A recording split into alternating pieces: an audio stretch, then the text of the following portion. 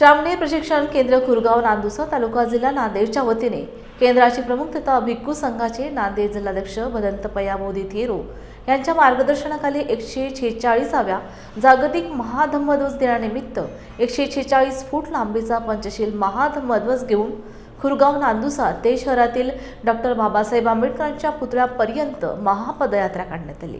भिक्खू संघ व शुभ्र वस्त्र परिधान केलेल्या उपासक उपासिकांसह निघालेल्या या महापदयात्रेचे ठिकठिकाणी स्वागत होत होते।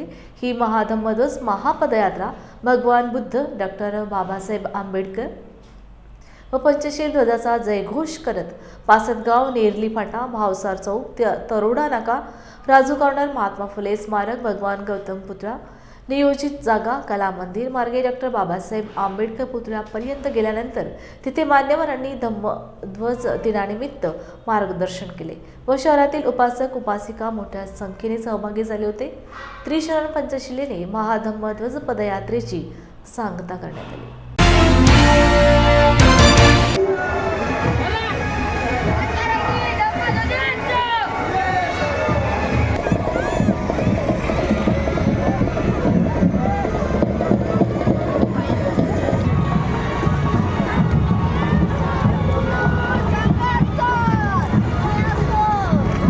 आज पंचरंगी महाधम्मध्वज विश्व दिन आहे। 1980 मध्ये श्रीलंका या राष्ट्रामध्ये श्रीलंकेतील विद्वान बौद्ध भिक्खू, बौद्ध धम्माचे गाढे, विद्वान अभ्यासक, उपासक यांच्यामध्ये एक बैठक झाली। बौद्धांचा एकच ध्वज असला पाहिजे, त्यामुळे निळा, पिवळा, पांढरा, लाल आणि केसरी या 5 रंगाचं ध्वज म्हणून पंचरंगी धम्मध्वज हे बौद्धांचं एकच प्रतीक असं म्हणून स्वीकारण्यात आला। जे निळा रंग आहे तो संपूर्ण समतेचं आणि सर्व व्यापी असलेला रंग आहे, समानतेचं प्रतीक आहे। जो पिवळा रंग आहे तो शुद्धतेचं प्रतीक आहे। जो पांढरा रंग आहे ते निर्मलतेचं प्रतीक आहे। लाल रंग शौर्य आणि धैर्याचं प्रतीक असून जो केसरी रंग आहे ते त्यागाचं प्रतीक आहे। पाली भाषेमध्ये धम्मध्वजाविषयी एक गाथा सुद्धा आपल्याला बघायला मिळते। त्याचाही बौद्ध उपासक उपासिकांनी अभ्यास करावा आणि जगाने पंचरंगी धम्मध्वज हे का स्वीकारला असावा याच्यावर चिंतन होणं गरजेचं आहे। बुद्धाच्या शरीरातून निघणाऱ्या आभांवरून, बुद्धाच्या ज्या अस्थी असतील त्याच्यामधून म्हणजे डोक्यातून निघणाऱ्या निळसर रंगावरून काही गोष्टी म्हणजे धम्मध्वजाच्या घेण्यात आलेल्या आहेत। तर याचा नीट अभ्यास करावा आणि सर्वांनी दर वर्षी 8 जानेवारी रोजी आपल्या घरावर पंचरंगी धम्मध्वज हे लावावा। एक आपलं ते प्रतीक आहे, ऊर्जेचं, शक्तीचं एक ते आपलं प्रतीक आहे। प्रत्येक बौद्धांनी पंचरंगी धम्मध्वजाचा सन्मान केला पाहिजे। आज या ठिकाणावर तथागत भगवान बुद्ध यांच्या नियोजित पुतळ्याच्या जागेपर्यंत ही आपली महाधम्मध्वज महापदयात्रा इथं आलेली आहे। इथं भगवान बुद्धाचा पुतळा सुद्धा या जागेमध्ये रमेश दादा सोनाळे यांच्या माध्यमातून बसणार आहे। मी त्याही गोष्टीसाठी या ठिकाणावर मंगलमैत्री देतो। 8 जानेवारीला गेल्या 3 वर्षापासून नांदेडमध्ये भदंत पयामोदी यांच्या मार्गदर्शनाखाली खुरगाव श्राम्य केंद्रापासून ही पंचशील धम्मध्वज रॅली निघत आहे। त्याचा उद्देश असा आहे की बौद्ध धम्माचा प्रचार आणि प्रसार व्हावा। आपल्या धम्मध्वजाच्या प्रति लोकांच्या मनामध्ये एक सन्मानाची भावना, आदराची भावना निर्माण व्हावी या शुद्ध हेतूने आदरणीय भंते यांनी हा उपक्रम राबवलेला आहे। 1985ला बौद्ध धम्म हा श्रीलंकेमध्ये अनेक आदरणीय भंतेंच्या मार्गदर्शनाखाली पंचशील रंग त्यांनी निर्मित केला आणि त्याच्या माध्यमातून पंचशील ध्वजाची निर्माण झाला पंचशील ध्वज। आणि पुढे 1950ला सर्व जगातल्या बुद्ध राष्ट्रानं या पंचशील ध्वजाला मान्यता दिली। तेव्हापासून हा पंचशील ध्वज पंचसूत्री कार्यक्रम या जगातल्या बौद्धांना देऊन त्यांच्यामध्ये शांती, समानता, बंधुता, न्यायप्रियता याची भावना जागृत करण्याचा प्रयत्न त्यांच्या मार्फत होऊ लागलेला आहे। आणि डॉक्टर बाबासाहेब आंबेडकरांनी सुद्धा संविधानाच्या मार्फत पंचशील तत्वाचा अंगीकार करून या देशाला भारतीय संविधान दिलं, जे जगातलं सर्वश्रेष्ठ संविधान आहे। याच्यासाठी या पंचशील धम्मध्वजाची बौद्ध धम्मामध्ये खूप मोठी महती आहे, खूप मोठा त्यांचा स्वाभिमान आहे, ती आपली अस्मिता आहे. आणि याच्यासाठी म्हणून सातत्यानं आदरणीय भदंत पय्याबोधी यांच्या नेतृत्वाखाली दरवर्षी ही धम्मध्वज पंचशील यात्रा निघणार आहे. जसा जसा काळ पुढे सरकत जाईल तसा तसा याची प्रगती, याच्यात होणारी वाढ, लोकसंख्येची वाढ होईल आणि ही पदयात्रा खूप मोठ्या प्रमाणामध्ये निघून या देशामध्ये एक वेगळा पायंडा पाडण्याचा प्रयत्न आदरणीय भंते यांनी चालवलाय. अतिशय स्तुत्य कार्यक्रम आहे आणि त्यांच्या पाठीशी समस्त बौद्ध समाज पूर्ण ताकदीने उभा आहे. मी अभियंता भरतकुमार कानिंदे आज खुरगाव नांदुसा येथील श्रामनेर प्रशिक्षण केंद्रामधून जी महाध्वज धम्म रॅली निघालेली आहे, त्या रॅलीचं नेतृत्व आदरणीय भिक्खू पय्याबोधी हे करत आहेत. या धम्म रॅलीमध्ये हजारो बौद्ध सैनिक, उपासक उपासिका याच्यामध्ये संमिलित झालेले आहेत.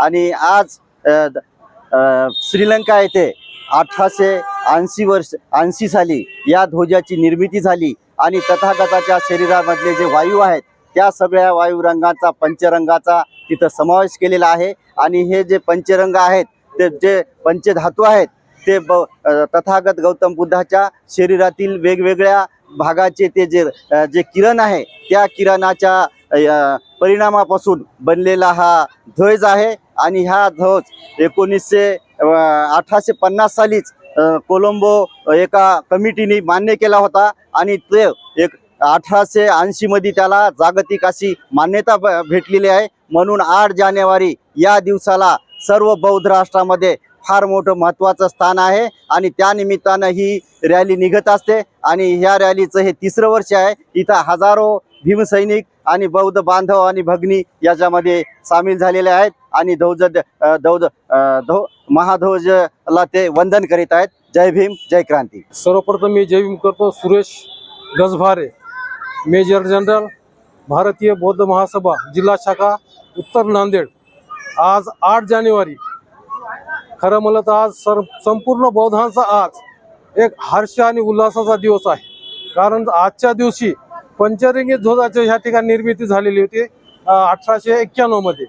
आणि हा पंचरंगी ध्वज जो आहे हा सर्वांचा शांततेचा, समतेचा, बंधुभावाचा हा प्रतीक असल्यामुळं या भारत देशामध्ये हा बौद्धांची निर्मिती झाली असताना हा ध्वज खरं सांगायचं म्हणजे तर श्रीलंकेमध्ये याची ही झालेली उत्पत्ती झालेली आहे.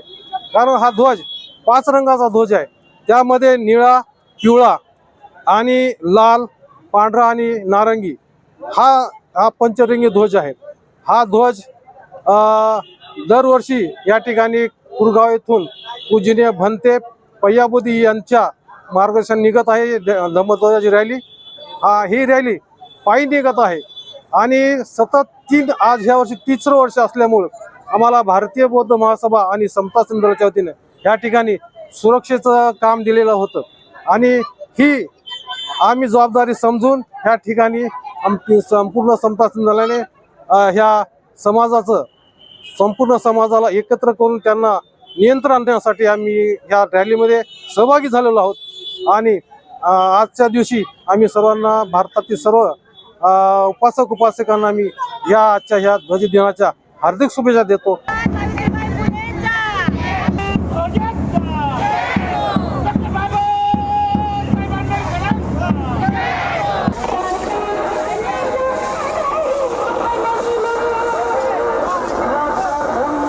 महाधम्म ध्वज रॅली पूजनीय भदंत पय्याबोधी थोरात यांच्या नेतृत्वात गेल्या 3 वर्षापासून या ठिकाणी संपन्न झालेली आहे.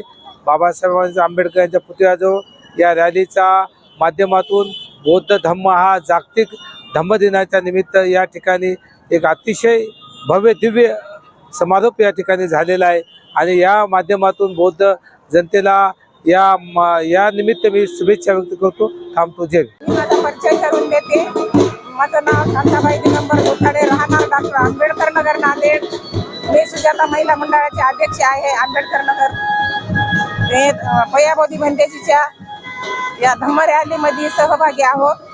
भंतेजीच्या रॅलीला आम्ही शुभेच्छा देतो. जय भीम. मी संजय निवृत्तीराव बुक्तरे, वाडी बुद्रुक येथील सरपंच, माजी सरपंच.